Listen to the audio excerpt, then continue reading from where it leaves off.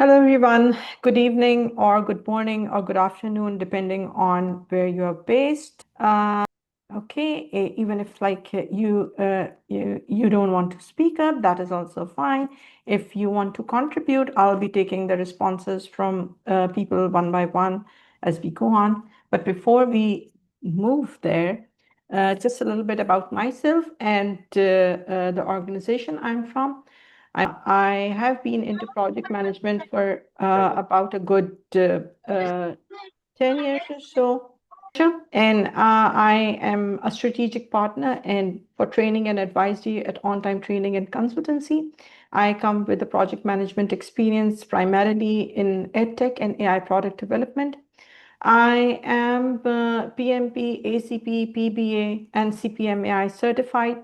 And today we are going to be deep diving in some of the agile questions on the exam, right?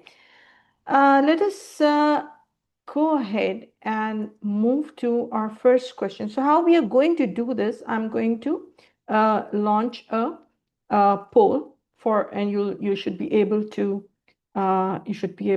see it on your screens. We will take 90 seconds to solve this, and then we are going to end it after 90 seconds. Please let me know through chat if the poll is visible to you. Just a reminder, the poll will end in about 20 seconds. Yeah, so let us look at the question itself, and then we are going to discuss the responses. We got some mixed responses. Just two options were selected. Majority did select the correct option. But let us look at the question and deep dive into how we are going to go about it. A healthcare organization is using an agile approach to develop a telemedicine scheduling platform. During several iterations, the agile practitioner observes that the clinical operations director, acting as a product owner, has repeatedly missed backlog review session. Right? They've missed the backlog review session and has not been available to validate completed features or clarify evolving requirements, and they were unavailable, right? The team members are becoming uncertain about whether the delivered functionality aligns with the business expectations. What should the agile practitioner do to ensure that the requirements are met? A. Escalate the situation to senior management for resolution. B. Prepare a memo and distribute it to the product owner and their supervisor. C. Wait for the next collaboration meeting to confront the product owner. D. Meet with the product owner and obtain their commitment to engage in the project. Before I move to explaining the scenario and explaining the options and pointing out to the correct answer, would anyone in the room want to share their thought process, share their perspective on their answer? Please raise your hand and unmute yourselves if you want to share a response and if you want to discuss the response. Assalamu alaikum. Yes, hi. अल्हम्दुलिल्लाह. अच्छा इसके अंदर जो चीज़ है we are कि going to keep it strictly in English because we have okay, international sure. audience. Yeah. In this session, in this question, the team is not clear about the expectation is meet or not. At the first one, the escalate the situation to the senior management. No, we cannot do that because the PMI always says to be a doer and take decisions. And for to prepare a memo and distribute it to the product owner and their superiors. Here is you can contact the product owner, but their superiors, I don't think so. That's a good approach to jump the levels between hierarchy. Wait for the next collaboration meeting to convert. You cannot wait and hold your project. So that's why I go with the D. Meet the product owner and obtain their commitment to engage in the product and the project. Yes, thank you for the That's response. my way. Yeah, go ahead. Sai, do you want to add anything else? No, thank you. Okay, thank you. Well explained. Please put yourself on mute, and there will be some just minor points that I'm going to add to the explanation. See, why is meeting with the product owner and obtaining their commitment to engage in the project the most preferred choice, right? And then we'll look at the distractors as well, that why the other choices are not so great. Agile approaches will always emphasize, we know that one of the core values is customer collaboration, right? So direct collaboration, servant leadership, engaging with the stakeholders, and just connecting with them before you skip a level and before you escalate. This is the mindset of agile, just like very rightly Sire just told us, that these are the characteristics which are the hallmark of agile approaches, right? Over here, it's not a governance failure that you need to escalate to the senior person. It is definitely a stakeholder engagement issue. The problem is about collaboration and stakeholder engagement. So the first step in any scenario like this would be to work directly with that particular stakeholder. It could be a product owner, it could be some other representative of the customer, it could be any of the stakeholders, but this is the thought process that you are going to follow, right? Let us look at why the incorrect answers are incorrect as well. Escalate the situation to senior management for resolution, right? This is not the first action that a project manager or scrum master is going to perform in an agile environment.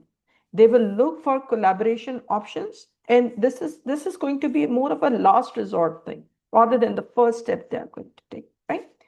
B, prepare a memo and distribute it to the product owner and their supervisor. Again, Agile encourages osmotic communication. Those of us who have been studying for the PMP exam know that Agile is all about osmotic communication rather than sending, asynchronous memos and asynchronous notes, right? So preparing a memo and distributing it to the product owner and even jumping right up to the supervisor is going to create more problems. It's going to create that gap in communication. It's going to leave a bad taste in everybody's mouth, that why this person did not discuss the problem with me, and why did they jump right to the supervisor, right? Moreover, memos are, you could say they are a tool or a technique that is predominantly used in predictive settings, right? And they are not the quickest way of solving collaboration issues, right? So we know that in agile frameworks, PMI encourages, the Agile Practice Guide encourages us to have interpersonal collaboration and interactions over any bureaucratic documentation, right? Whenever we are resolving any stakeholder or team issues. See, wait for the next collaboration meeting to confront the product owner. This is wrong on two levels, right? The word confront is very directive, and we don't take directive or forcing measures when in agile environments. We take collaborative steps, right? So that is one thing, right? And the next part, the second part of it, which is also incorrect, would be waiting for the next collaboration, maybe waiting for the next sprint review or iteration review. That would just delay the problem. That would just exacerbate the problem. It would magnify the problem, that waiting period, right? And things would start going progressively. They would start going in the downward direction even more, right? So waiting for the next collaboration meeting does not make sense as well. Okay. Okay, this is the next question we have, and let me launch the poll for this one as well. Okay, you should be able to see it. I would encourage everyone to respond to the questions, please. Okay, just a gentle reminder, you have about 10 to 15 more seconds to go.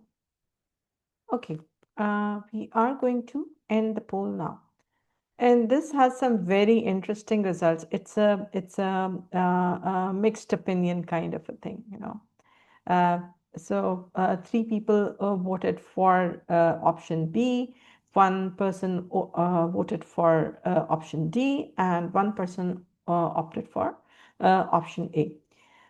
Again, I would encourage everyone to participate in the discussion, and if you have anything to contribute, please go ahead.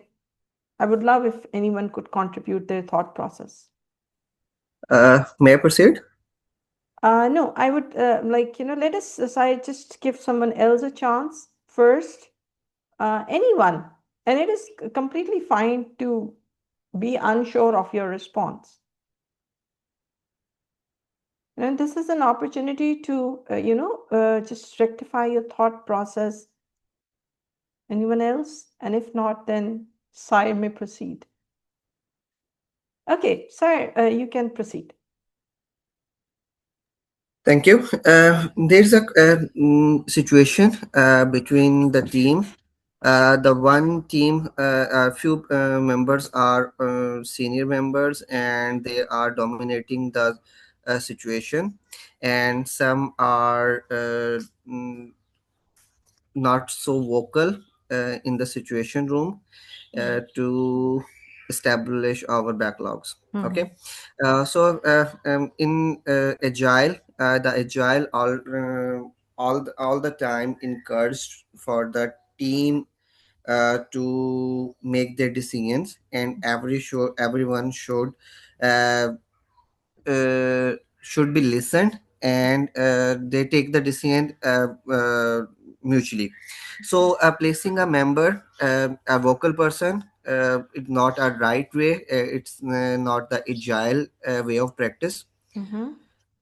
to guide them. Mm-hmm. And for B, allow the team to self-organize and use the techniques and capture the idea from less vocal team member. Mm-hmm. Yes, I go for that one Mm-hmm. because they are self-organizing, Mm-hmm. uh, and they are collaborating Mm-hmm. basically. B is more appropriate answer for me. Establish a agile task force instructed to focus on complex problems. Agile is not about a task force. It's a group of people who work for a solution and consult with other agile project team that have track record for success with complex problems. Mm-hmm. I don't think so because every team has their own works to do. So engaging them on other teams might not be that fruitful. I think it that way. So Uh, I go with the B. Yes, that is again, the correct way to think about it. Let us see in a bit more detail of why, where Sai's thought process was coming on and why B is correct, and what distractors do we have in this question. See, the question says during backlog refinement sessions and iteration planning meetings, a few senior developers consistently dominate discussions. Like, so you know that in an agile team, everyone is should be encouraged to be vocal, and there is no forcing or directing by the senior that should happen, right? Several quieter team members have recently become disengaged and appear dissatisfied, right? So, and we know that happens a lot of time in our real practical world as well. People who are a bit more senior and they are more outspoken, they are the ones getting all the limelight. And if they are having a dominating discussion or a dominating personality, some of the quieter members in the team just, accept that and they withdraw, right? And internally they are going to be dissatisfied of how the decisions are being made, but due to their personality and due to their I would say experience levels, right? Not seniority levels, experience levels, they would not feel very comfortable opening up and pushing their opinion out. In this case, what the question explicitly asks, what is the agile practitioner's duty over here? How should that practitioner address the situation, right? We know, and there are four options. We look at them one by one. Place the vocal team members into leadership roles to guide the team. Allow the team to self-organize and use techniques to capture ideas from less vocal team members. Establish an agile task force instructed to focus on complex problems. Consult with other project teams that have a track record of success with complex problems. Right? So over here, we know that agile teams are self-organizing. So the project manager, the scrum master, or the agile practitioner, whoever the question mentions, they should allow the team to self-organize, right? And use techniques to capture ideas from less vocal team members, right? And if you've studied the PMP syllabus and everything, you know that wideband Delphi is one way to get anonymous response and anonymous surveys and polls, or maybe like, so there are methods which do not put anyone into the spotlight and yet capture their ideas, right? So the project manager should use those kind of techniques to capture the less vocal team members' ideas, right? This approach is in 100% alignment with the agile approaches of self-organizing teams, creating a collaborative and inclusive environment, right? This is the duty of an agile practitioner, right? Why the distractors are the incorrect answers. Place the vocal team members into leadership roles to guide the team. No. Again, this would be like reinforcing their dominance, and we know that and it is wrong at multiple levels again, because the agile practitioner would not have the authority to promote someone or place someone in the leadership roles, right? They are a facilitator, they are a servant leader. That is one thing. Another thing is, this would be like reinforcing their dominance, and it is going to worsen the situation that and the team within the team, the dissatisfaction among the less vocal members would actually grow more, right? So this is totally against the agile mindset, right? So agile promotes the shared ownership of ideas, shared ownership of solutions, shared ownership of problems, and collective participation, right? It doesn't allow authority to concentrate in certain quarters, right? So this is why it's wrong. C, establish an agile task force instructed to focus on complex problems. Again, see, this option is actually deviating very far from the core problem of the described in the question. Whenever you are going to solve PMP question, the first thing that you would do is identify the problem itself, right? Get the context and identify the problems, because the exam would have questions, very similar sounding questions, and very similar sounding options, and some very the kind of options which may be partially correct, right?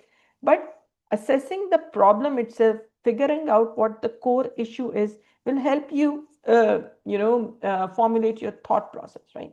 So establishing an agile force, a task force, does not help in this issue. Again, this will task force again picks some members and puts them in the position to make those decisions, right? Which is discouraged in agile, right?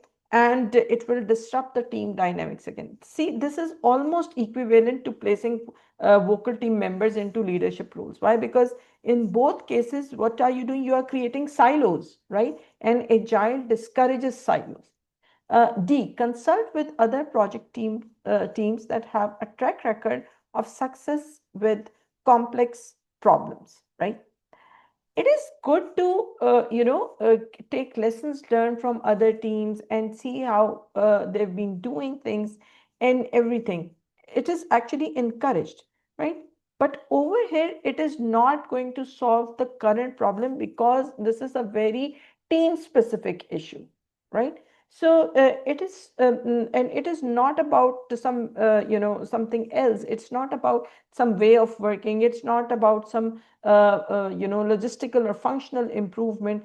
It is about people. It's a people-centric problem, right? So over here, maybe just solely resting your decision on what you've gathered from other teams will not solve the problem, because it's all about your current team members. It's a facilitation problem, right? The first thing the agile practitioner should do is to resolve the issue from within the team, right? I would also encourage anyone, if like, to play the devil's advocate, and if they think that no, the explanation does not make sense and they have some other approach to share with us, I would really encourage you guys to do that. Right? Okay, so this is our third question. Let me launch the poll. This is question 3. Let's take a look at it. Just a gentle reminder, you have about 20 seconds to go. Okay, this is good. Everyone responded, almost everyone responded with the correct answer. And since everyone is so confident about this, would someone else like to contribute to the response and explain their thought process to us? Okay, if not, I'll just move to the explanation. For the past couple of iterations, an experienced developer has repeatedly joined daily stand-ups late, so they're joining the stand-up late, and has started missing committed sprint tasks. Now, this is alarming, right? Other team members have noticed reduced collaboration and declining work quality from that developer. What should the agile practitioner do?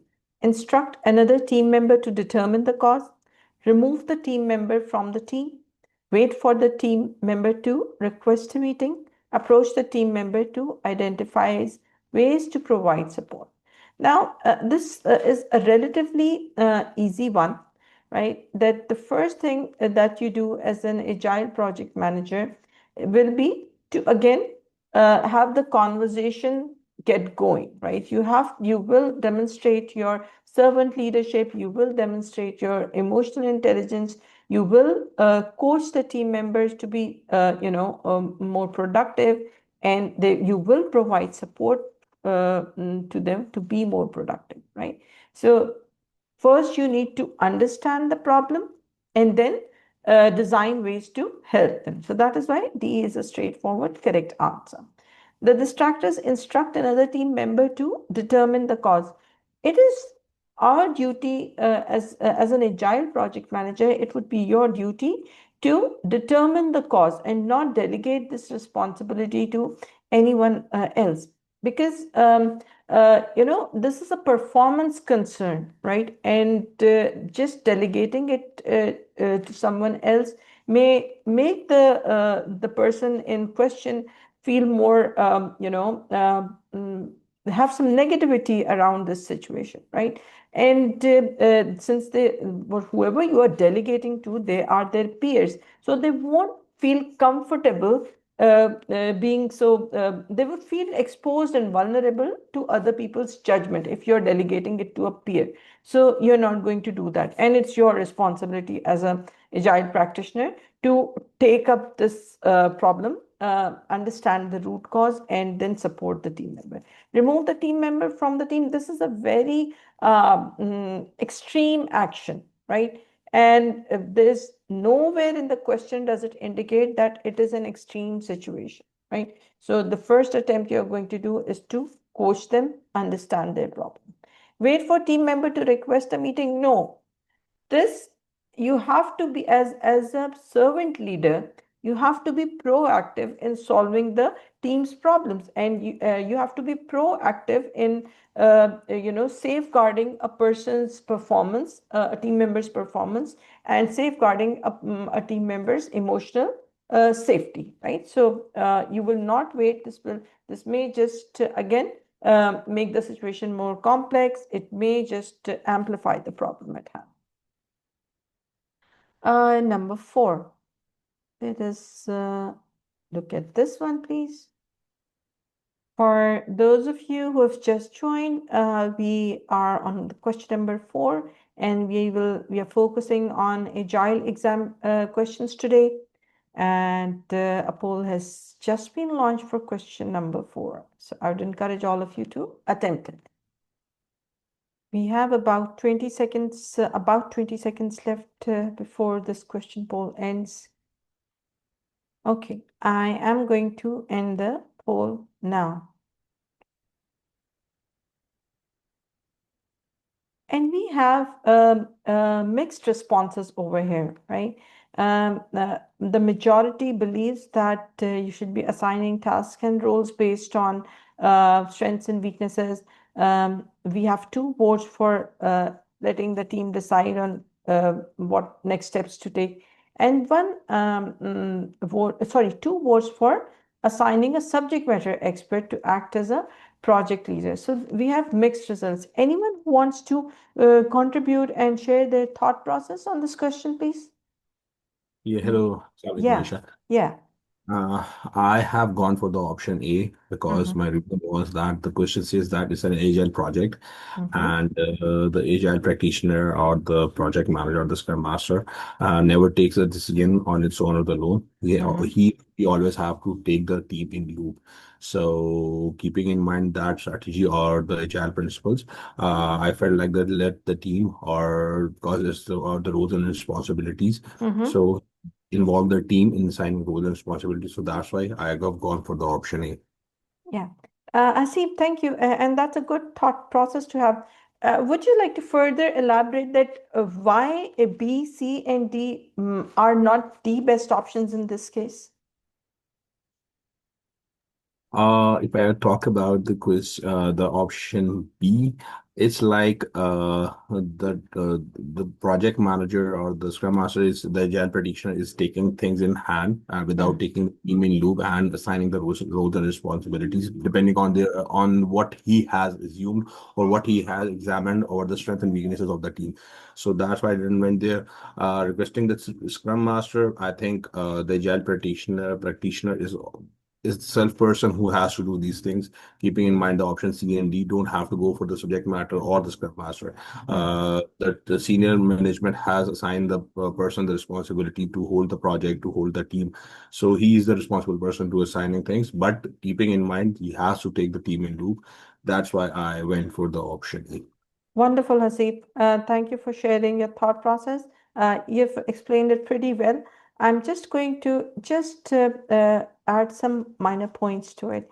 We'll look at the question first and then try to understand what are the indicators in the question itself, right? And then we'll go to the explanation. A company is launching an agile project to develop a smart energy consumption dashboard for commercial buildings.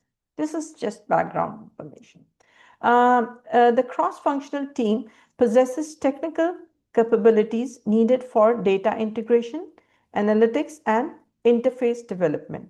But most team members have limited experience working on agile energy optimization solutions, right? So we know that the first thing that we analyze from this situation is that it is an agile setup. It is an agile environment.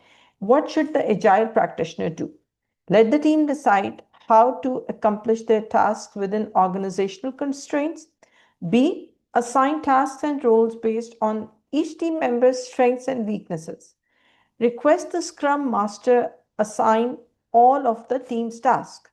Assign an SME to act as a project leader. Hasib explained it very nicely and very comprehensively, but let us look at where is this thought process even coming from, right? So we know that in principle, following the best practices of Agile, teams are self-organizing and self-managing, not just self-organizing, they're also self-managing, right? What that means is the scrum master, the project leader, the project manager, or whoever, over there in the question, whatever the role they are using, they cannot decide, they cannot assign the work, right? This is the fundamental rule of work management in Agile, right? The Agile practitioner, the Scrum Master, is a servant leader. They are a facilitator, and that is what they are going to do. Maybe they will lay down the options in front of the team, maybe guide them through, but they are not going to take the decisions on anybody's behalf. So, as following the best practices, the Agile practitioner is going to let the team decide and figure out how they want to work, and keeping the organizational constraints in context, right? The distractors: assign tasks and roles based on each team member's strengths and weaknesses. Again, this would be a very relative assessment of just the Scrum Master or the Agile practitioner thinking about everyone, and it is a subjective way of assessing strengths and weaknesses, right? And again, this is a directive approach. This is a command and control approach that, okay, this is your strength, this is your weakness, and all of that. First, it violates the collaborative nature, the collaborative atmosphere of an agile environment. Secondly, it goes against the principle of creating a cross-functional team, right? We know that in agile we have T-shaped teams, we have T-shaped individuals. We want generalized specialists to be parts of the agile team. Taking this approach would actually compartmentalize them, put them in boxes, and not create the cross-functional team, and not create the T-shaped individuals within the team, right? So this is wrong at, like, again, two levels. One, that this is not the agile way of managing a team. Second, that it's actually going to harm the team. C, request that the Scrum Master assign all of the team tasks. Again, fundamental rule of agile is being compromised over here. The Scrum Master does not have the authority to assign any tasks to the development team or any of the development team members, right? This is, again, it goes against the facilitation and coaching and servant leadership mindset, right?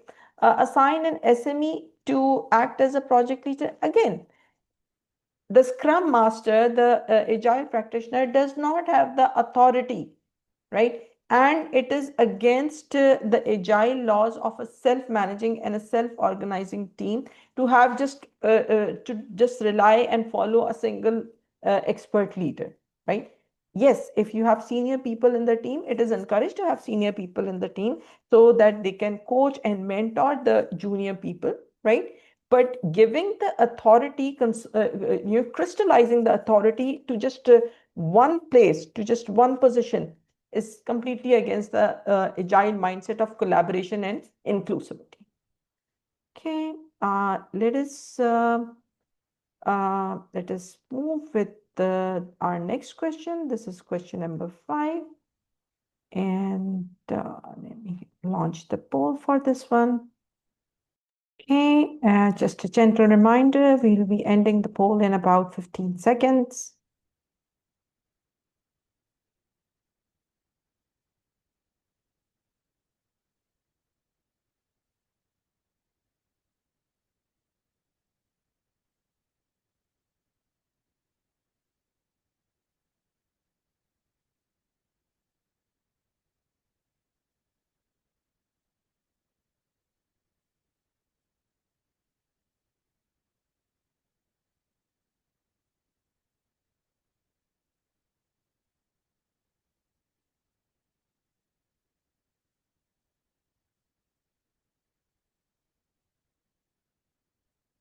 I have just put in my contact in the chat if you have any inquiries about my mentorship program. I'm going to end the poll now, and let's look at the results. Okay, so almost everyone got this correct. Everyone went on refocusing the discussion on the issues, and we have one vote for ignoring this outburst and planning to bring up the issue at the next retrospective. I'll stop sharing the poll results. Okay. Let us, anyone else in the room who would want to take this question up? Most of the people got it correct, so am confident they have some thought process behind it. Hi, Miss Aisha. Hi. Hi, Iska. Am I audible? Yes, you are. Sprint Yes, planning. you are. Go ahead. Yeah. So the question was that in a sprint planning session, two team members had a disagreement about the integration approach, and the discussion became heated. And one developer tells the other that this approach does not make sense, which was on a personal level, a personal attack. And the second team member becomes upset and leaves the meeting. So, as the team lead, how should you help, through this conflict? So I will first talk about the options that we cannot select. So the first one is escalating the issue to the human resources. We cannot directly escalate this issue to the human resources. This is a very premature decision, like, because the thing is that HR escalation is usually for repeated misconduct, and this is currently a team conflict issue, which can be managed by leadership facilitation. So this option cannot be selected. Then the last option ignored this outburst. This is wrong because the conflict has already harmed the team and one team member has already left. So, as good agile leaders, we need to address the issues early instead of postponing them. So this option also cannot be selected. Option number B, where we call out the team members publicly and ask them to apologize. This also is not a practice of agile. We do not endorse public shaming or all of these things. The discussion can happen privately later, but the immediate actions, I would go with option number B, because as PM or CM, the first step is to de-escalate professionally and redirect the focus to the problem and make sure that we reinforce the agreed team behavior, which we finalized in the charter or the working agreements, which is mentioned that review the team charter with the team, because the team charter usually includes the communication and the conflict resolution norms. So this option addresses the behavior, reinstores the professionalism, and also supports the collaboration. So I would go with option number A. Wonderful, Aska. That is brilliant explanation. And that is a very accurate explanation. Yes. Oops, sorry. Okay. Thank you, Aska. Very well explained. This leaves a little for me to explain. We know that this is a team interaction and behavior conflict. It is not an extreme issue that needs to be escalated to HR. It's not some personnel safety issue. It's not a harassment issue. It's nothing like that, right? So we don't need an HR escalation yet. We will review the team charter where all of the communication expectations, working agreements of the team, and ways of working and interaction, the norms are going to, and conflict management approaches reside. All of these things reside in the team charter, right? So that should be our North Star in this case, that we refocus the issue on, refocus our discussion on the problem itself, right? And review what we decided as a part of our team norms within the team charter, right? So that is the correct way, just like Aska very rightly explained. The distractors, call out the team member for attacking another team. No, publicly calling people out is a big no-no in an agile environment, in any environment. I believe even in predictive as well, you don't call out people. Even if it was a predictive scenario, you won't call out anyone, right? This will just create more tension, and this will create defensiveness in that particular team members, right? So whether it's a predictive environment, whether it's an agile ecosystem, in both the cases, this option would still be very wrong, right? Escalate the issue to HR. We have already talked about it. It's a premature thing. It's not harassment. It's not misconduct. It's not repeated. Any any policy violation has not happened. So those are not the things that has happened, and they have not happened repeatedly. Right? Ignore this outburst and plan to bring up the issue at the next retrospective. Again, whenever conflict occurs, the best way to move about conflict is to at least assess and take some step as soon as they occur. You do not want to bloat the problem up and wait for the next retrospective, right? It will, if you wait and there's still time, you'll be damaging the team morale. You will be, creating more unrest, and you will be compromising the psychological safety of the team. Very well explained by Aska. Okay, this is up next. We have question number 6. And let me go back and launch this one. Just a gentle reminder, the poll will end in about 20 seconds. Okay, I am going to end it now. Again, we have some mixed results over here. The majority has opted for option A. We have 1 vote for option B, 1 vote for option C, and 1 vote for option D. Right. I would encourage you guys to participate in the discussion and share your thought process about why you have chosen the response you have chosen. Anyone? Sai, you want to give it a try? Okay. I guess I'll go ahead. During an iteration retrospective for a digital insurance claims platform, a junior quality analyst tells the team that since joining the Agile team 3 months earlier, they have been repeatedly assigned only aggression testing and documentation cleanup activities. So they're claiming that, okay, this is the only work that they've been doing since the past 3 months, right? While other team members work on feature development and automation tasks, like other team members are doing some other tasks and they've been focused on the same kind of repetitive work. The team member expresses frustration and reduced motivation, right? So this is problematic, right? So it's the same kind of repetitive work that they have to do, and they are feeling stagnant because of that, and that stagnation is causing frustration and demotivation. How should the team lead respond? A, coach the team member on the importance of working as a cohesive team. Discuss the importance of fairness and seniority in task selection. Propose a new working agreement that would enable team members to select work items on a rotating basis. D, pair the team member with a more experienced team member for a few days during the next iteration, right? Some of the responses over here are agile actions, but they are not agile actions that suit the situation. Let us look at the responses.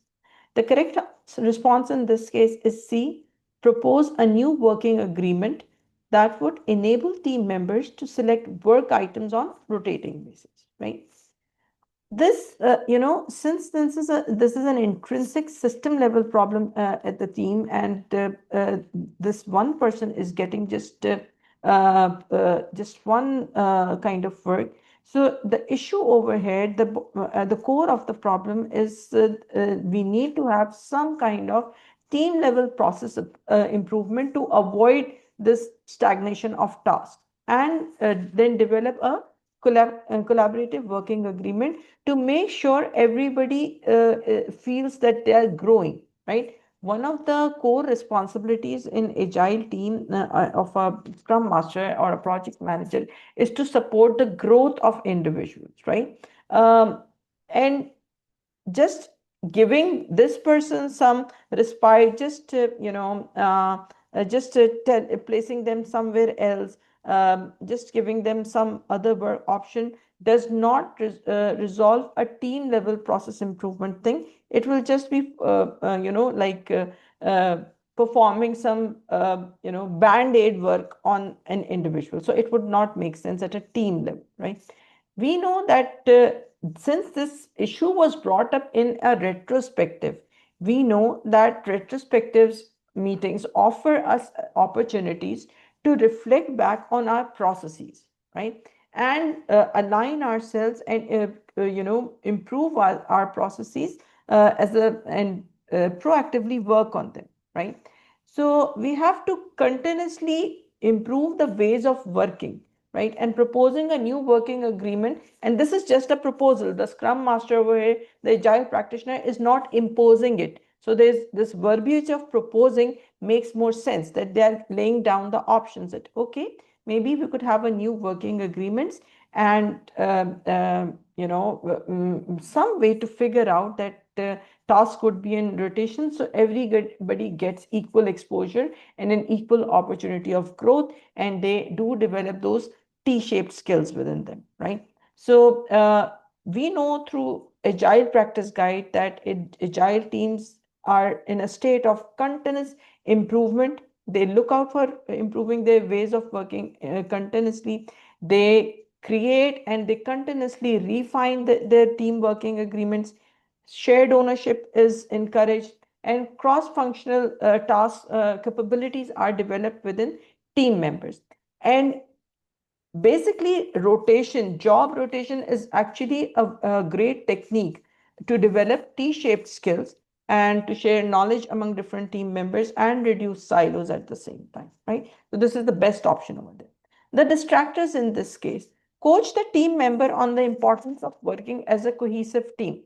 Now, this may sound like a lucrative option because the word coach is there. We know that agile team practitioners, Scrum managers, Scrum masters are coaches, and this might, first strike you as, okay, let's coach the team member, right?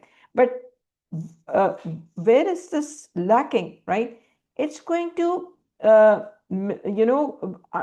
just downplay the existing issue of that demotivation and only focus on improving the team's work distribution process, right? So just teaching them the importance would not make them feel fulfilled, would not solve their problem of stagnation, right? So the underlying issue will still exist even if you coach the team member, right? Discuss the importance of fairness and seniority in task selection. No, this is we in it's a in an agile setup. The development team does not encourage task selection based on seniority. If there are senior developers and there are junior developers, it is not so that all the cherries will be given to the senior developers and the junior developers will be left with some menial tasks. It doesn't work like that. The development team together as a whole, with discussion and mutual collaboration and mutual agreement, decides which team member is going to perform which work, right? So just discussing the importance of fairness and seniority in task selection doesn't make sense. Again, it's not going to solve this person's problem, right? It is actually right the opposite of solving the problem. It's going to magnify the problem because it is again reinforcing that hierarchy which is not present in the agile team, right? Pair the team member with a more experienced team member for a few days during the next iteration. What they're talking about over here is shadowing, right? I mean, and mentoring and all of that. This again does not solve the fundamental problem of repetitive task allocation to the same person. This does not solve the problem of demotivation. It may help the junior team member or that specific team member learn something from their senior team members, right? That is fine, but it is a misplaced solution, right? It is not solving the problem. It is an agile practice, but over here it's a misplaced solution. It won't solve the problem of equitable work opportunities, right? So in this case, C is the best option. Question number 7. Okay, let me launch a poll for that. Just a gentle reminder, the poll is going to end in about 20 seconds.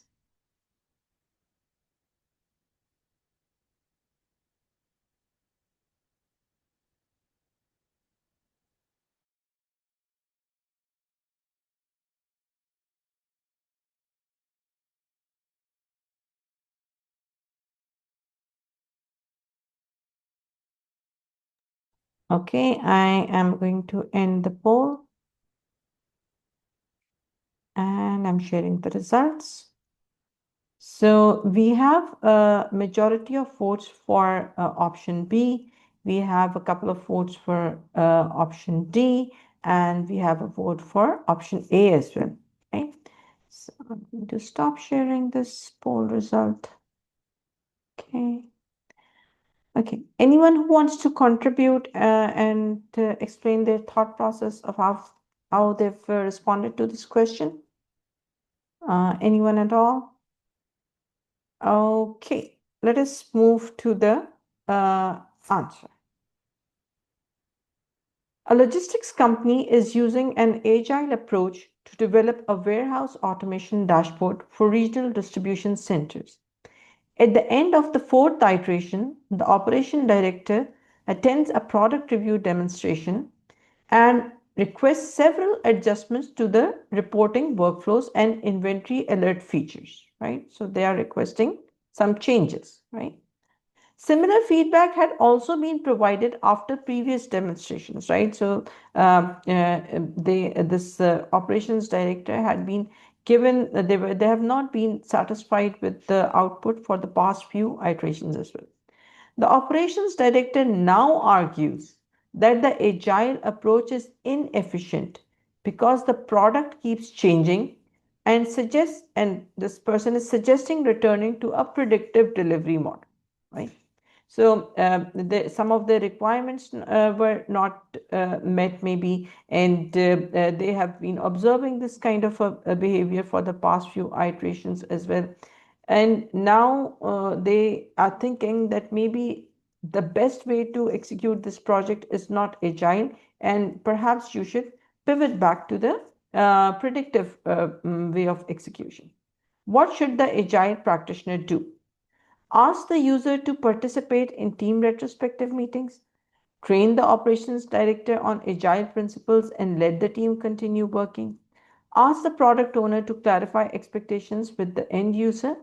Explain the end user how their requirements were met by the project.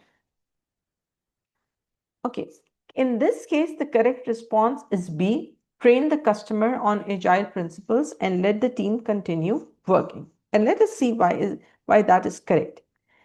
Overhead, the operations director has a misconception, a misunderstanding of core agile process of iterative feedback and evolving requirements, and how it both these factors, the ongoing customer feedback and evolving requirements, actually add to the concept of value delivery in HI, right? Both of these, you could say both of these are tools for value delivery in HI, right? So you get the feedback from your customer and you refine the requirements, right? And that is how you keep on delivering the value-added product. Over here, the problem is that the operations director believes that the requirements are changing very frequently, and that is somehow pushing the project towards failure.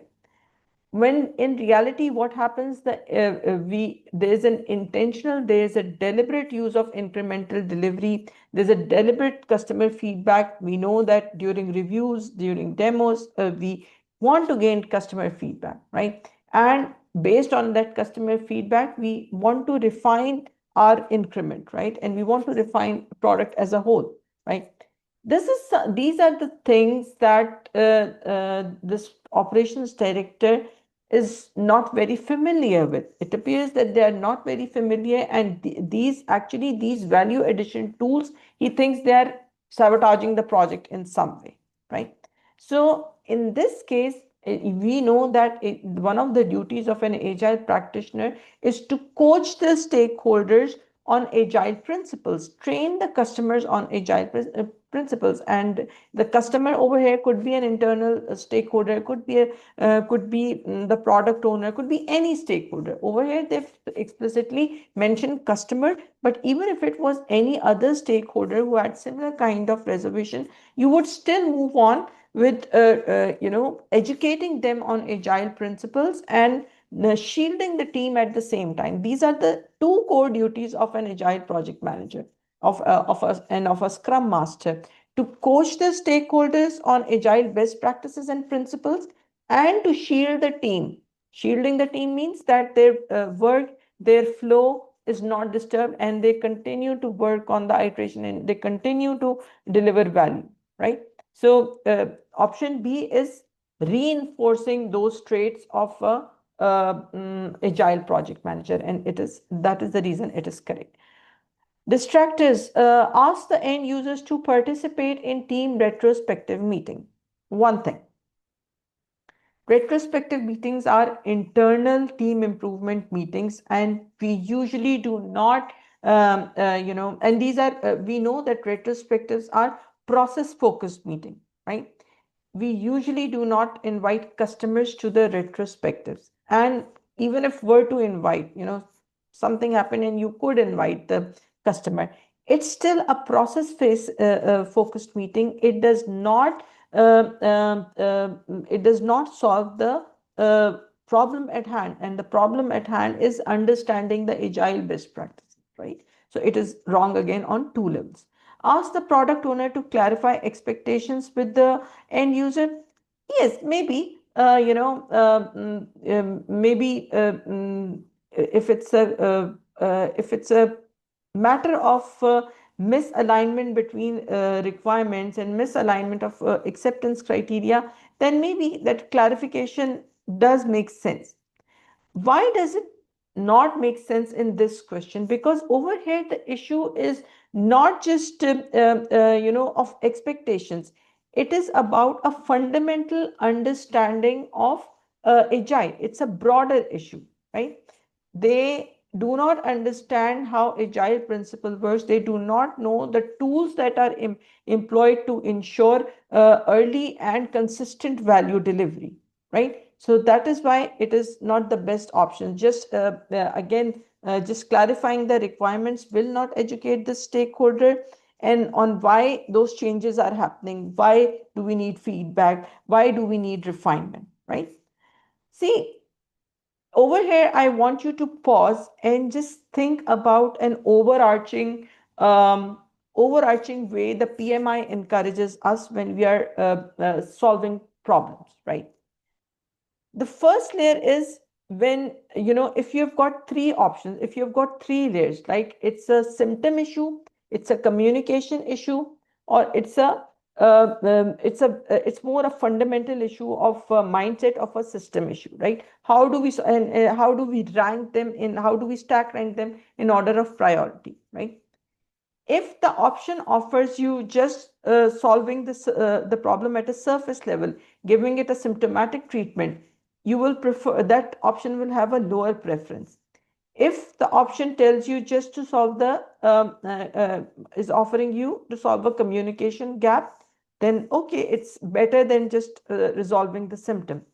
But if there's an option in the answer choices that better solves the root cause of the problem, or it addresses the mindset issue directly, then this is the best option you will choose. And this is not just valid for this specific question. It is valid for, like, it is more of an agile mindset. It is more of a PMI mindset thing, right? So this is what we are working. From all the options given, the fundamental root cause issued is solved by B and not C. Explain to the end user how their requirements were met by the project. The customer is not saying that the requirements are unmet. They are just very upset about the fact that the requirements seem to continue to evolve. And it's not an issue of dissatisfactions because requirements were ignored. They are upset about the fact that requirements are evolving, right? And they don't know that in agile setups, requirements are intended to be refined, right? So this is also an incorrect option in this case.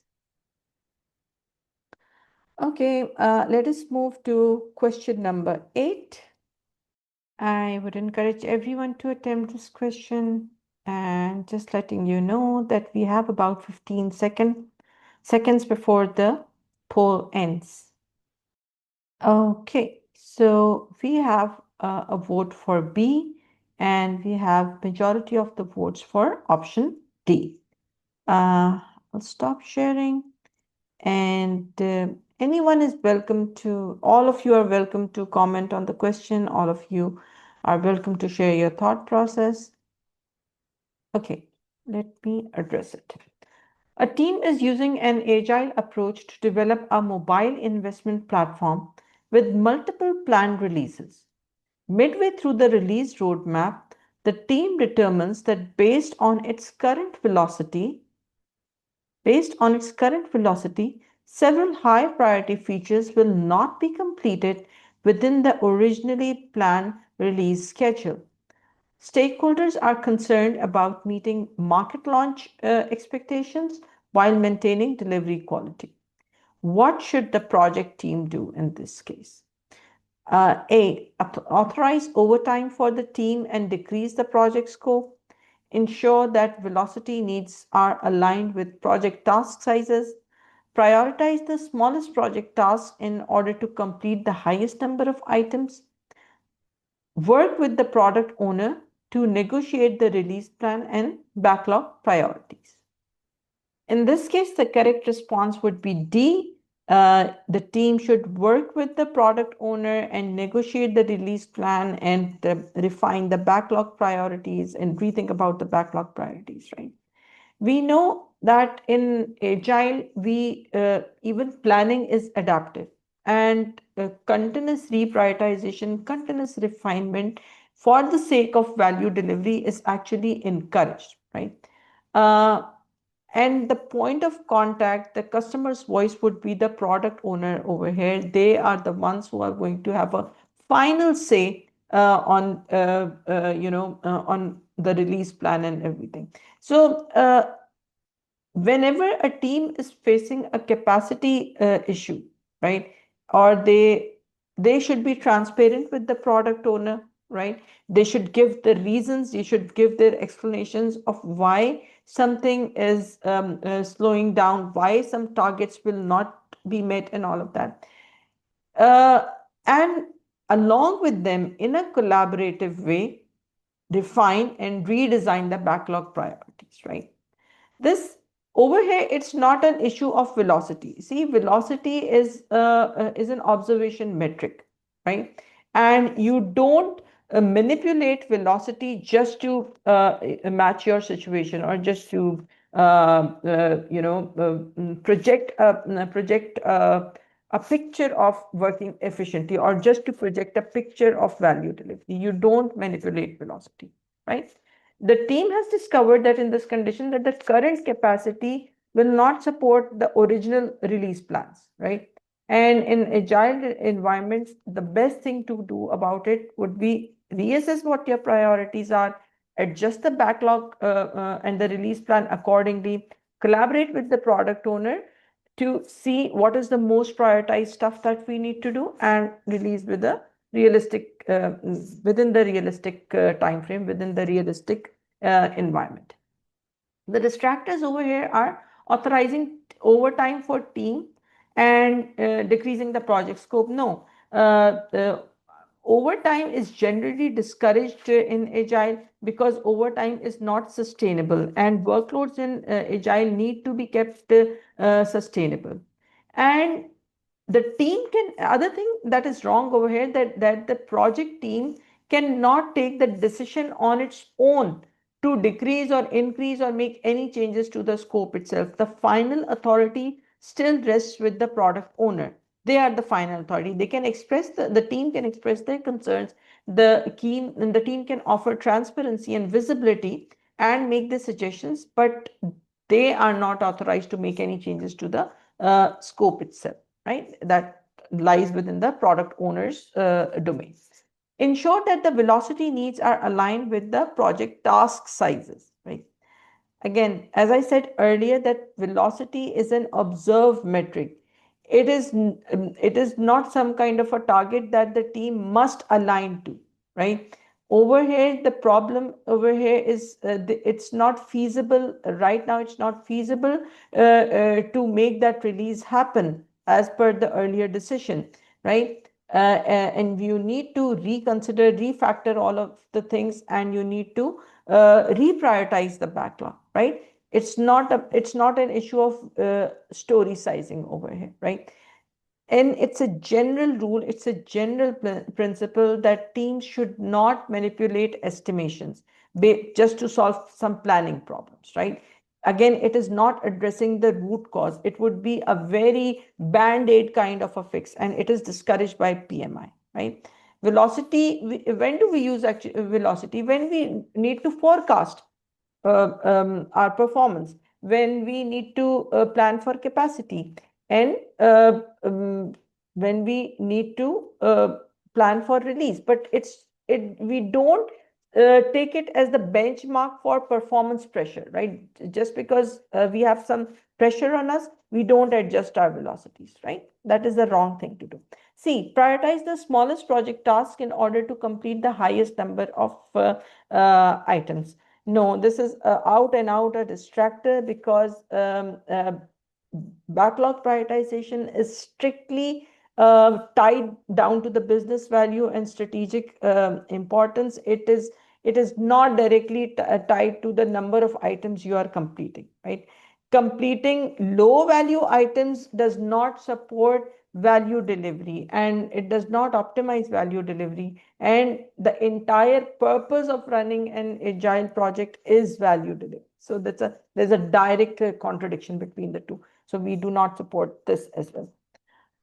Hope everything is clear. And if you have any follow-up questions, please do ask. If you do not understand any of the explanation, do just unmute yourself and let us know.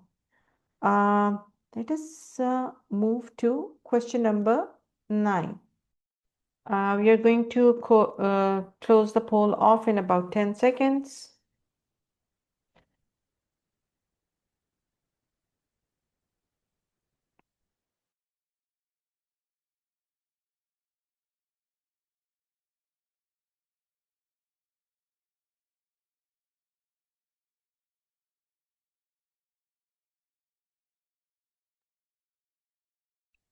Okay, so we have the majority of votes for option A. We have a vote for C and a vote for option D as well. Okay. Let us take a look at the question. A media streaming company is using an agile approach to enhance its personalized content recommendation platform. Over several iterations, the delivery team's throughput has fluctuated significantly, with some iterations implementing far more work than expected, right? While others miss multiple committed backlog items, right? So sometimes they are overperforming, sometimes they are missing out on the commitment.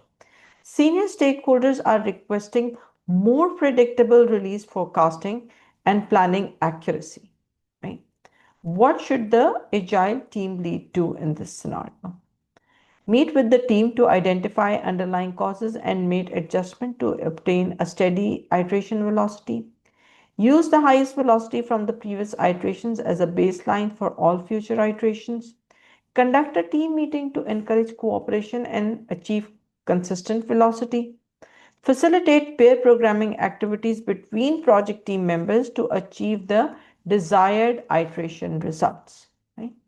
Let us look at the correct options. Is anyone here who wants to contribute to the response? Okay. Let us move to the answer.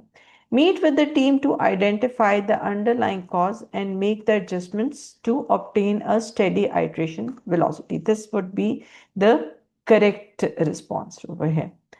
We know that empirical measurement is a hallmark of agile teams, and we are constantly focusing on improvement and ways to think how we can optimize the delivery, right? How can we optimize our performance for value delivery, right? And over here, the issue is not just low productivity, right? Nowhere in the question it's telling you the team is not productive at some point and it is more productive at some point.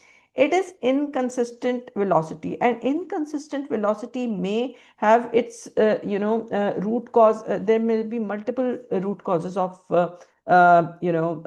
inconsistent velocity. Maybe the upfront estimation is incorrect.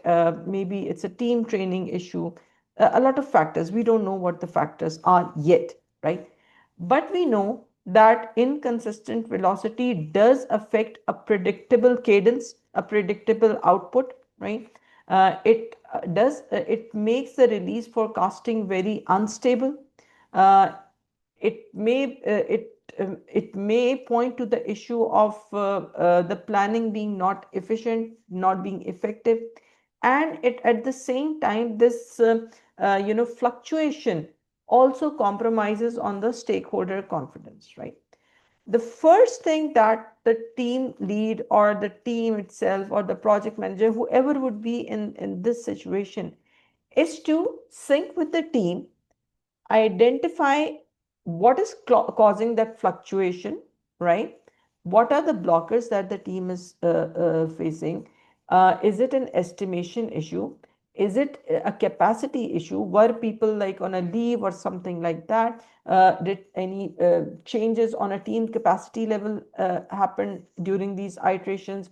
Did a senior developer drop off? Did a junior developer join? There could be a plethora of causes why behind this fluctuation. So the first step that the project manager or the scrum master needs to do in this case is to meet the team and see what is causing that fluctuation in the first place, right? This is the analysis part of any given question, right? That is what you're going to analyze the situation over here. Distractors: use the highest velocity from the previous iterations as a baseline for all future iterations. Again, this is just being very directive and fixing thing, and you don't force velocity. It is built organically, right? It's an empirical observation that gets built organically, right? It is not a performance target. Remember, you have to it is used to assess the performance, used in a lot of ways, but in itself velocity is not a performance target, right? So just implementing the highest historical velocity may set unrealistic expectations.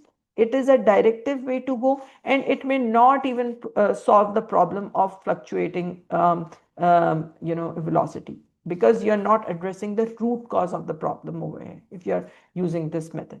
C, conduct a team meeting to encourage cooperation and achieve consistent velocity.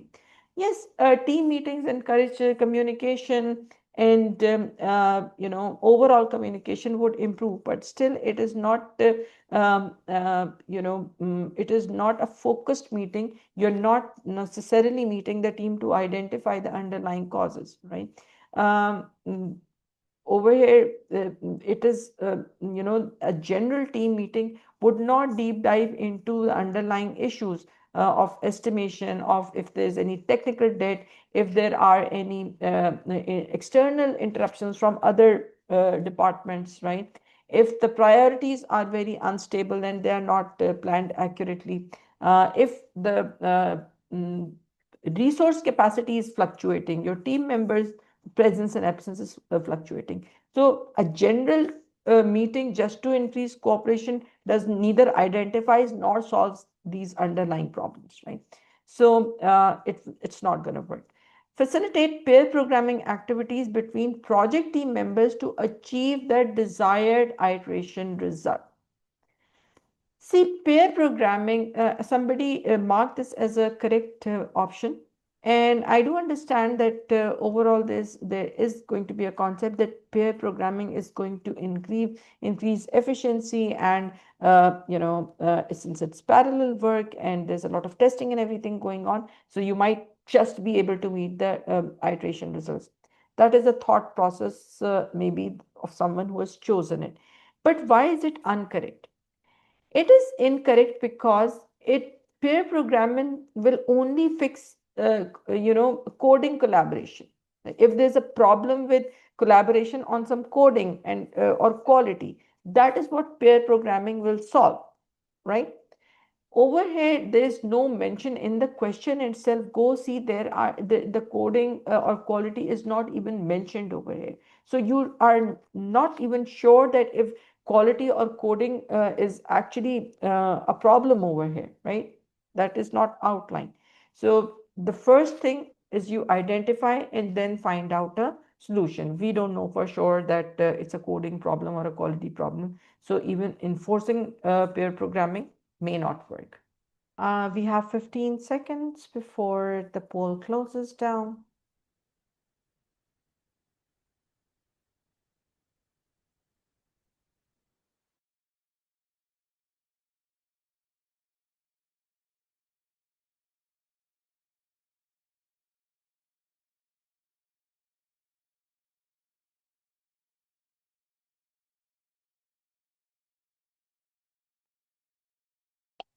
Okay, so this is interesting. We have mixed responses over here. The majority is C, but we have a vote for D and B and a couple for A as well. Anyone who wants to share their thought process, uh, why their rationale for taking up the option they're taking?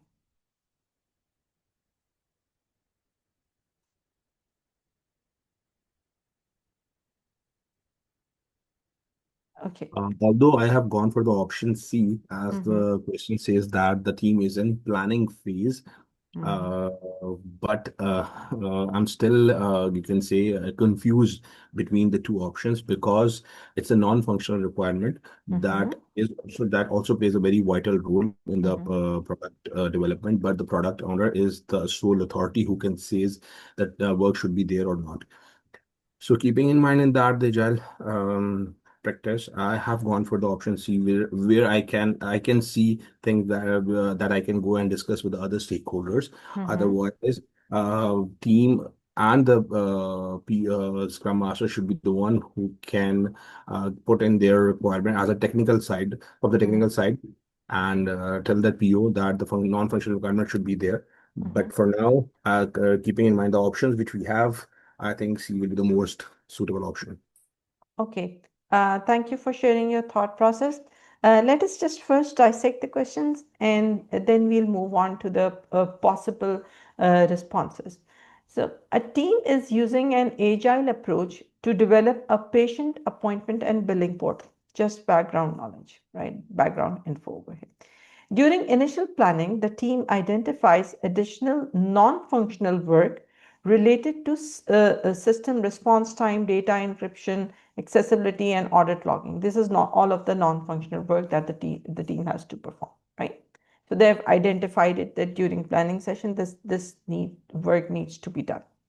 The product owner argues that these items do not create visible business value for users, right? So the product owner is of the idea that since all of this is non-functional work and this is going to be happening behind the scenes and it's not going to create any visible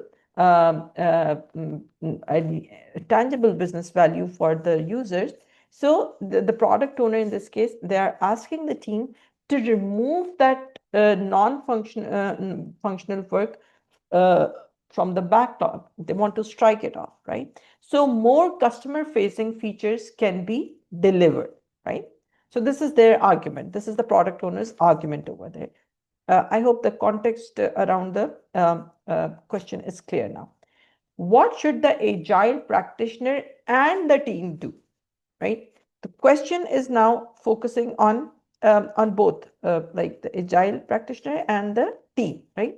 Two stakeholders, how should they respond to this kind of a scenario where non-functional work is being negated by the product owner and they want to do it?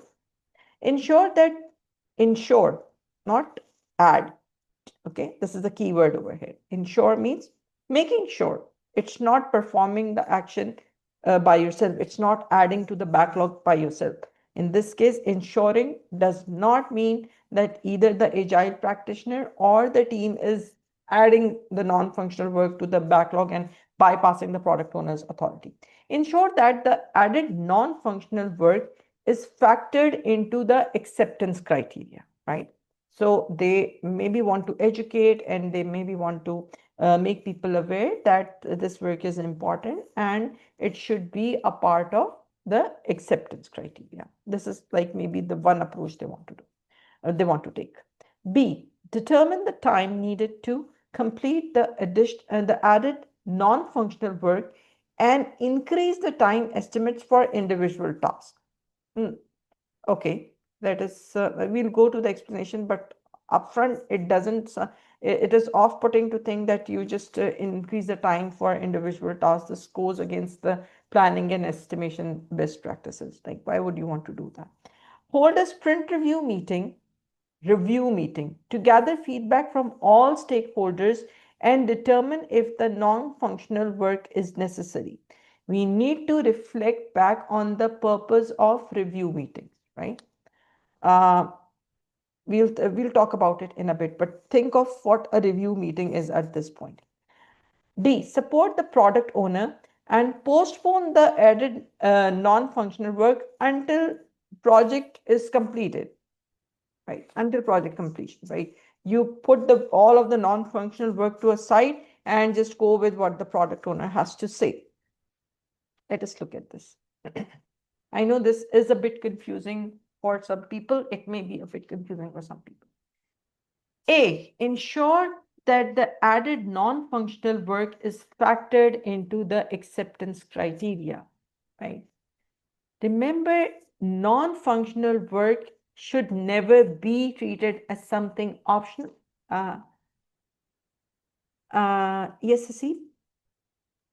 I think the word explanation which you have just explained about the word ensure, I had the other understanding which you have explained that it makes sure that it should be added, and it's crossing the PO. Yeah. But what explanation what you have given right now, I have changed my mind that no, then it's the option A. So I think the words are very confusing, and I'm afraid that in the exam that this will impact all the participants. You need to understand what the exact word means during the paper. Yes, and that is something for all of my delegates that I've been training so far. I emphasize, and this is when I began this session, Seep, when I began this session, I underscored the value of comprehending the question and identifying the problem, and then looking at the verbiage used in the responses, right? So, whoever is on unmute, please put yourselves to mute. So, see, in PMI exam, 70% of the battle is won if you develop that muscle of comprehending the questions and the responses correctly, right? Focus on the verbiage, focus on the vocabulary, right? So over here, the correct response is A, ensuring that the added non-functional work is factored into the acceptance criteria. And I will tell you why, even if like ensure was something that was maybe not well understood, why would still this be a correct option? Let me go there. So we know that non-functional work in its essence is not optional, and it is not you cannot postpone it, and because and rank is that this is less valuable, right? Because non-functional work is always tied to some quality or some other requirements, right? And whenever the initial requirements documentation is taking place, both the project and product quality requirements are a part of it, right? So remember, we need to go back even a step, like to the planning phase to know more about this response, right? The requirements documentation that you'll be creating for the project will include the project requirements, project quality requirements, and the product quality requirements. Over here, whatever requirements we just saw, all of these over here, data encryption, accessibility, audit logging, what are these? These are product quality requirements. And the acceptance criteria helps determines whether the stakeholders' need have been met. Now, if it's a requirement, it is definitely going to fulfill some stakeholder need. And what is the single source of truth of verifying the stakeholder requirements? It is the acceptance criteria. So the team would push, the team would, propose, and they would take the right measures to make sure that the non-functional work is added as a part of acceptance criteria. And once it is added as a part of acceptance criteria, it would become mandatory to complete, right? The team should make the non-functional requirements explicit in the exceptional criteria and even in the definition of done. Remember, definition of done is a team centric process. The acceptance criteria is a customer centric thing, right? So I would say I would go a step further. Not just the acceptance criteria, but it should also be added in the definition of done. Although definition of done is not mentioned explicitly over here in the response, but if there was a question like so, which mentioned definition of done as well, you would even mention it there, right? So we know that all the quality work, which is a part of product quality requirement, is actually done. The distractors over here determine the time needed to complete the added non-functional work and increase the time estimates for individual tasks, right? Again, this only focuses on estimation.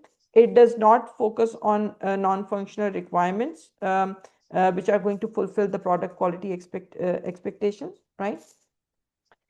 Estimation will happen as the next step. The first step that you will take into this at this point is to get the product owner in confidence, right? Tell them, educate them why why this non-functional work needs to be added, and make sure they understand and add it to the acceptance criteria from a planning perspective, right? Remember, in any agile process, in any PMI process, planning is the first step, right? You plan and then you estimate, right? So the non-functional work first needs to be planned in the backlog and made a part of acceptance criteria. That you can only accomplish if you go talk to the product owner. Hold a sprint review meeting to gather feedback from all stakeholders and determine if the non-functional work is necessary. Again, we know that non-functional work is necessary, and it is wrong at multiple levels. This response is wrong at multiple levels, right? First, we know that non-functional work is not an unnecessary work. It is necessary work. We all agree on that, right?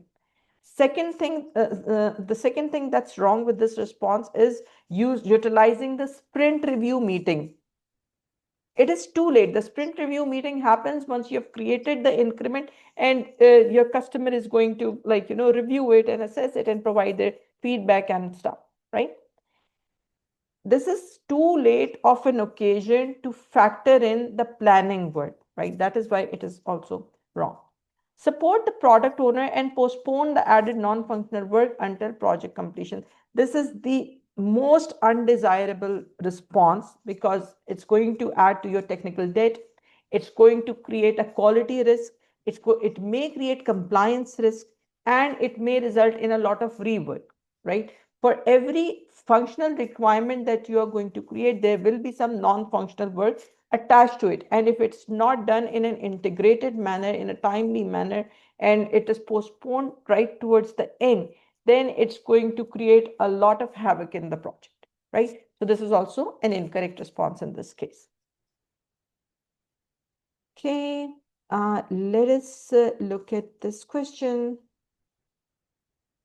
Question number 11. We are just 2 questions away from closing our session. This is our second last question. Okay, so we have the results. The majority has voted for option A, but we also have a vote for option B. I would encourage for you guys to contribute and to the discussion, and since there are a lot of votes on option A and people are pretty sure about it, if someone could contribute their thought process.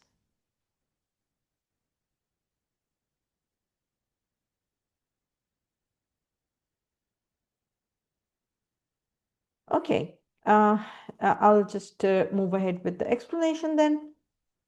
A team is struggling to provide reliable release forecasts because the product backlog contains a mix of very small configuration updates and large unclear stories involving complex fraud rule changes, third-party integrations, and data validation logic.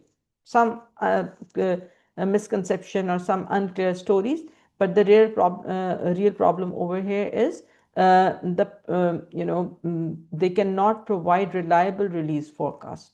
During planning, the agile practitioner observes that the wide variation in story size is making estimation inconsistent and reducing forecast accuracy. So upfront, we can detect that this is an estimation problem. What should the agile practitioner and the team do to backlog items to help resolve this issue? Okay. You might be thinking that the agile practitioner and the team cannot touch the backlog items, right? But remember, this question is about the estimation and the story sizing, right? It is not about adding something to the backlog or removing something from the backlog or prioritizing the backlog, right? This is about having your estimations correct. Break down and rewrite the stories into more suitable sizes. Limit work in progress to avoid multitasking and reflect it in team capacity. Move the large unpredictable stories to a different queue. Form estimates of the stories as they are and inform management of these estimates. Right? Let us look at the options. The correct option over here is breaking down and rewriting the stories into more suitable sizes. We have studied so far that whenever the story size increases beyond a certain limit, right? If it's like, if it becomes too big to handle, right? If it becomes a very large story to handle, then you split the story into smaller user stories into two parts, right? Over here, the root cause of inconsistent forecasting is that fluctuation in story sizing. It's uneven and story sizing. It's the great variability in story sizing, right? So that is causing the problem over here, right? When the agile practice guide encourages you that when you are preparing the backlog, when you are refining the backlog, and when you are delivering, you think of manageable and sustainable workloads, right? And splitting down a story, a large user story, would do just that, right? If you break down the larger story into smaller clusters, into smaller parts, you will be able to clarify them better, you will be able to refine them better, and plan your work in more manageable chunks and estimate them better, right? Rather than just using one bloated story, right? You don't do that. Whenever you are in any agile question, when the story size is mentioned into a too big of a story size, the correct way to go about would be to split it into smaller user stories, right? Over here, the distractors are limiting the work in progress to avoid multitasking and reflect it in the team capacity. Okay, limiting work in progress is used in flow-based agile, and it improves the workflow, and it reduces multitasking, because you're at one time you are just focusing on one task, right? But over here, the problem is of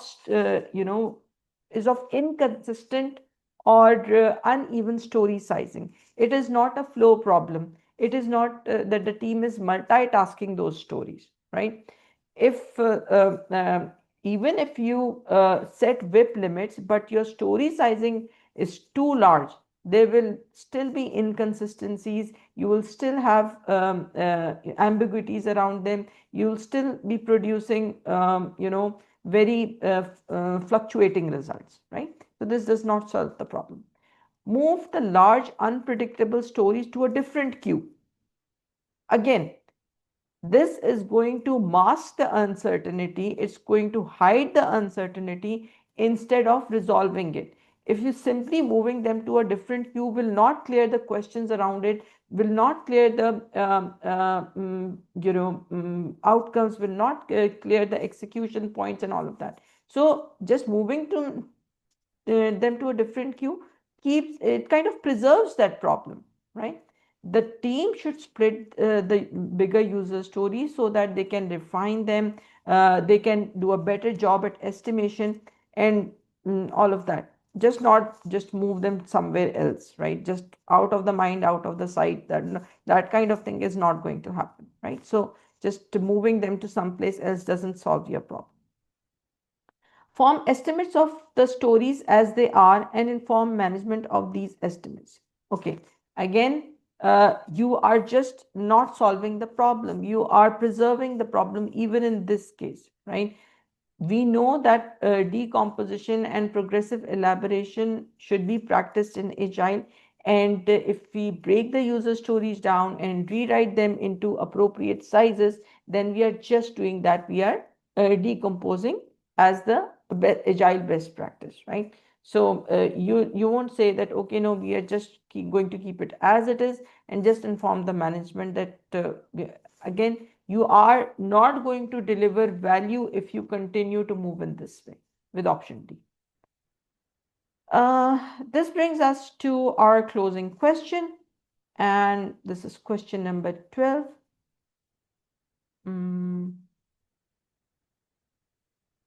Okay, I am going to launch the poll now. Okay, I am going to end the poll now. This is interesting. We have some mixed results. So, and it's almost in equal distribution, not a clear majority over here as well.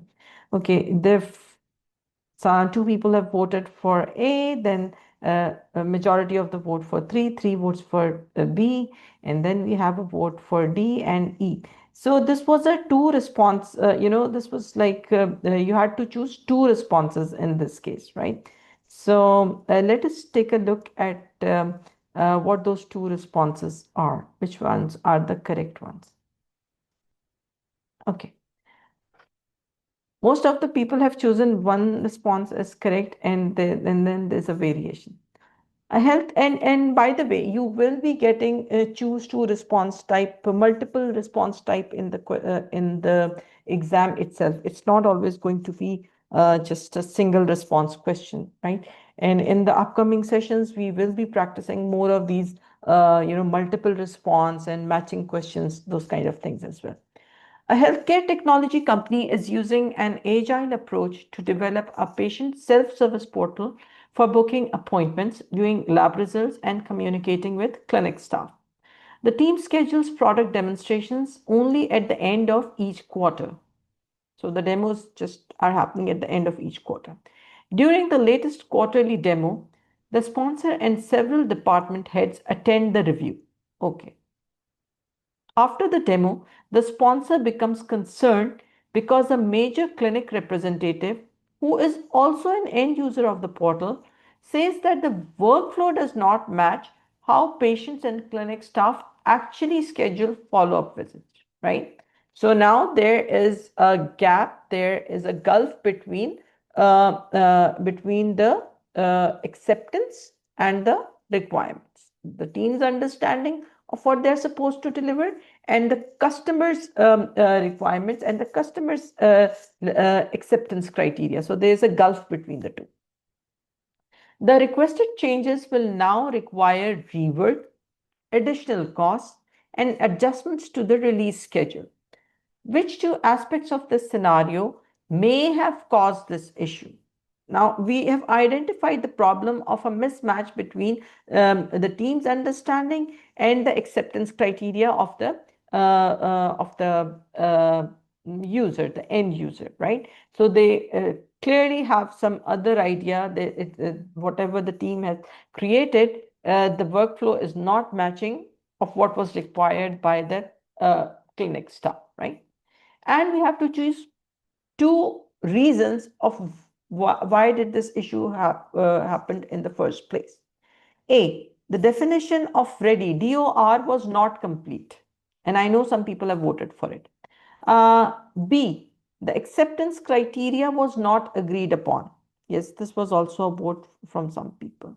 The scope was not defined, key stakeholders were not properly analyzed, and lack of customer centricity. Now, there are some very close options, For example, key stakeholders not being properly analyzed also misleads to a mismatch in requirements and acceptance criteria. That is a possibility, right? But what is different in this case? Let us look at them. We'll first discuss the two correct responses, and then we'll see why the incorrect responses, what the incorrect responses are and why they are incorrect. The first option, the first aspects that may have, the first aspect that may have caused this issue would be that the acceptance criteria was not agreed upon. There's clearly a mismatch between what the team has understood and delivered and the clinic staff's understanding and the clinic staff's acceptance criteria, right?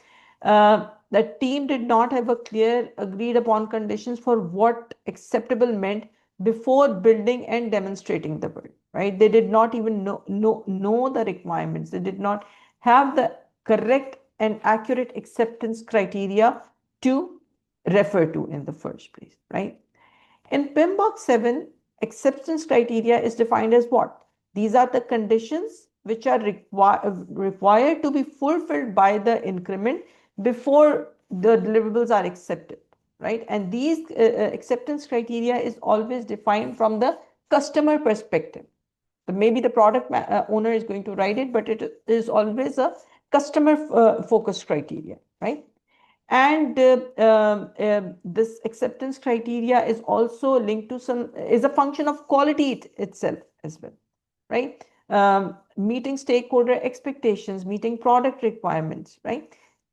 These are quality functions which are eventually a part of the acceptance criteria, right? And if you refer to the Agile Practice Guide, then Agile Practice Guide also prescribes discussing the acceptance criteria early on, before you start working on an iteration, before you start working on an increment. That acceptance criteria is going to be your North Star. So that is why this is one of the issues, that maybe the acceptance criteria was not clearly agreed upon in the first place. Lack of customer centricity. This is also correct because demos should be right after every iteration, and it should not just be a quarterly affair, right? In a quarter, there may be multiple iterations, right?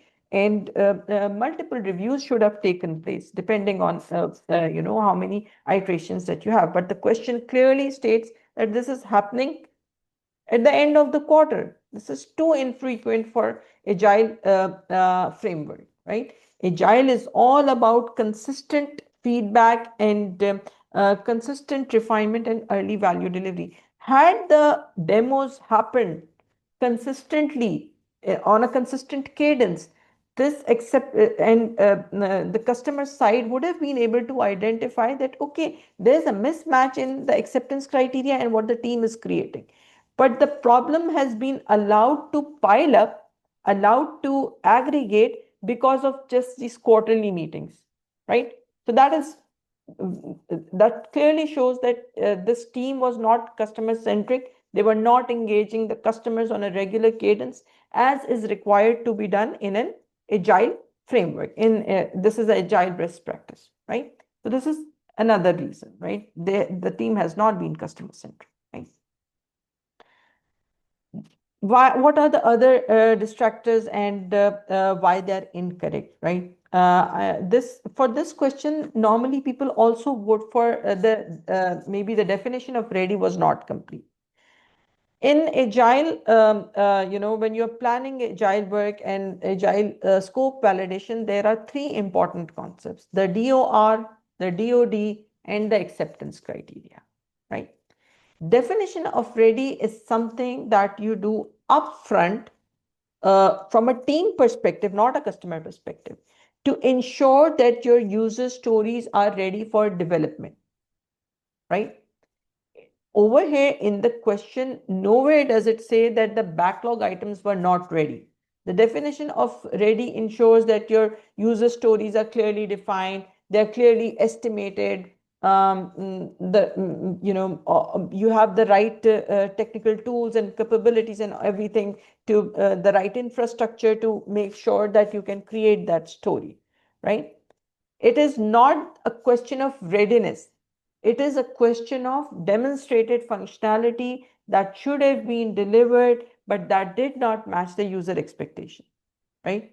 And this is a direct, it points directly to acceptance criteria and insufficient customer feedback, right?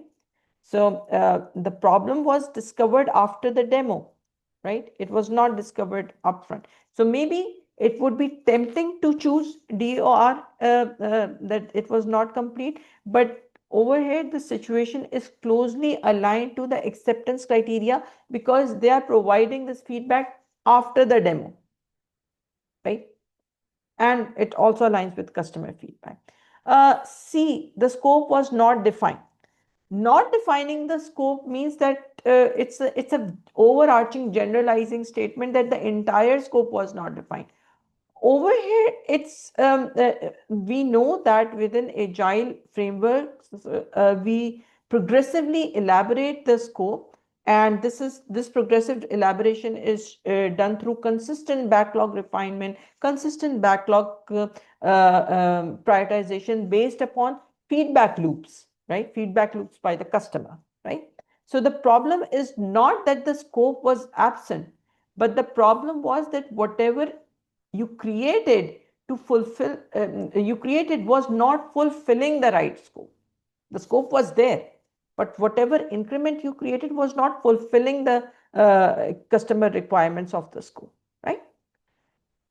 Key stakeholders were not properly analyzed. Again, it may be tempting to assume that because the key stakeholders were not analyzed, we were not able to create the right, we were not able to create a value added product, right? We were not able to deliver on the customer expectations since we did not analyze the key stakeholders.